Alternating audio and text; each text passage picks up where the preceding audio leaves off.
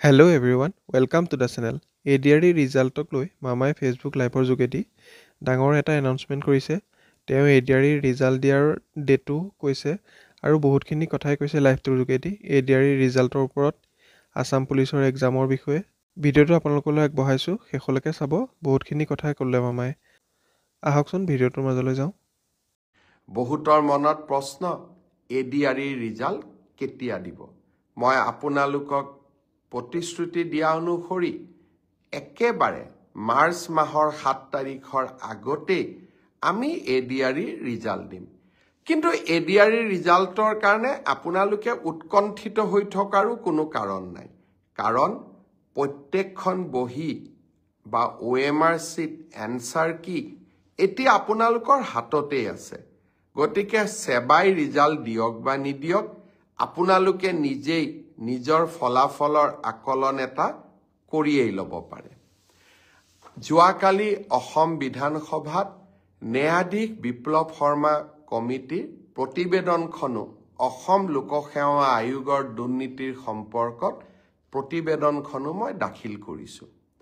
ন্যায়াধীশ শৰ্মাৰ প্ৰতিবেদনখনলৈ যেতিয়া চকু মেলি চাওঁ বা আমি যদি আৰু এবাৰ দৃষ্টি নিক্ষেপ কৰোঁ, এনেকুৱা এটা সময়ৰ আমি উমান পাম যিটো সময়ত অসমৰ ডেকা ল'ৰা ছোৱালীসকলৰ ভৱিষ্যতক লৈ হেতালি খেলা হৈছিল। কংগ্ৰেছ চৰকাৰৰ দিনত লোকসেৱা আয়োগৰ পৰীক্ষাই হওক, প্ৰতিটো পৰীক্ষাতে দুৰ্নীতি আৰু টকা পইচাৰ লেনদেনে দুখীয়া আৰু মধ্যবিত্ত সমাজখনৰ পৰা চৰকাৰী চাকৰিৰ আশা আকাংক্ষা বহু দূৰলৈ লৈ গৈছিল।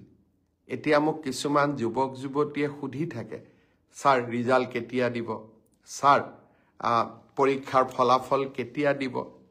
মই মনতে ভাবোঁ যে আজি যদি অসমত কংগ্ৰেছ চৰকাৰ থাকিলহেঁতেন, ৰাকেশ পালৰ দৰে APSCৰ চেয়াৰমেন থাকিলেহেঁতেন, কোন তাৰিখে ADRE ৰিজাল্ট দিব, অসম পুলিচৰ কোনদিনা ৰিজাল্ট দিব, OMR চিট কেতিয়া দেখা পাম, এইবিলাকৰ উত্তৰ এটাই থাকিলহেঁতেন যে যিদিনাখনে আমাৰ টকা পইচাৰ লেনদেন সম্পূৰ্ণ হ'ব, সিদিনাখনে আমি ৰিজাল্ট দিম।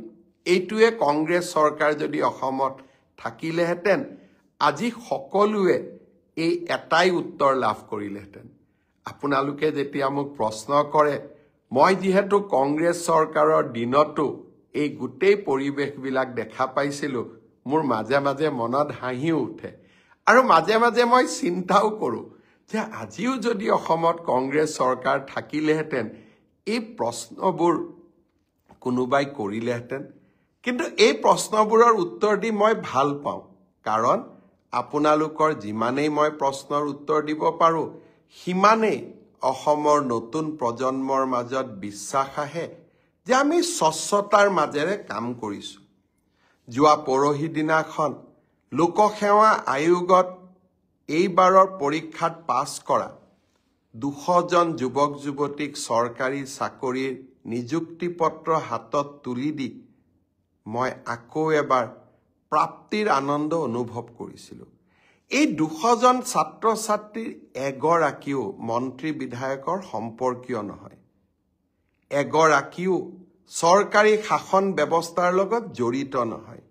তেওঁলোকৰ এটাই পৰিচয় আছিলে যে আমি ভাল কৰি পঢ়িছোঁ, মামাৰ ওপৰত আমাৰ বিশ্বাস আছে, পৰীক্ষা দিম আৰু আমি চৰকাৰী চাকৰি লাভ কৰিম।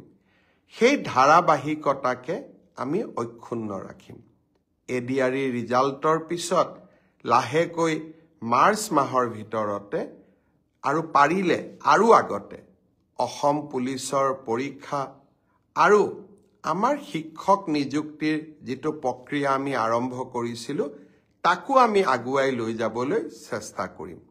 শিক্ষক নিযুক্তিৰ কথা মনলৈ আহোঁতেই মই আকৌ এবাৰ গৌৰৱ অনুভৱ কৰিছোঁ যে অসমত 2008 চনৰ পৰা মাত্ৰ 8,000 টকাৰে কণ্ট্ৰেকচুৱেল টিচাৰৰ কাম কৰি থকা আটাইকে যোৱা 15 তাৰিখে মই নিয়মীয়া চৰকাৰী চাকৰিৰ নিযুক্তি পত্ৰ তুলি দিবলৈ সক্ষম হ'লোঁ। আকৌ এক প্ৰাপ্তিৰ আনন্দ। 1 লাখ চৰকাৰী চাকৰিৰ প্ৰতিশ্ৰুতি দিছিলোঁ।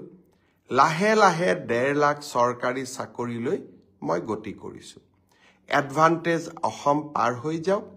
কোন পৰীক্ষাৰ কোনদিনাখন ৰিজাল্ট দিব মই ডেট আৰু সময় দুইটাই আপোনালোকক জনাম। এইকেইটা দিন এডভান্টেজ অসমক লৈ ব্যস্ত থাকিম আৰু অসমত উদ্যোগীকৰণৰ নতুন বাতাবৰণ এটা নিৰ্মাণ কৰিবলৈ চেষ্টা কৰিম।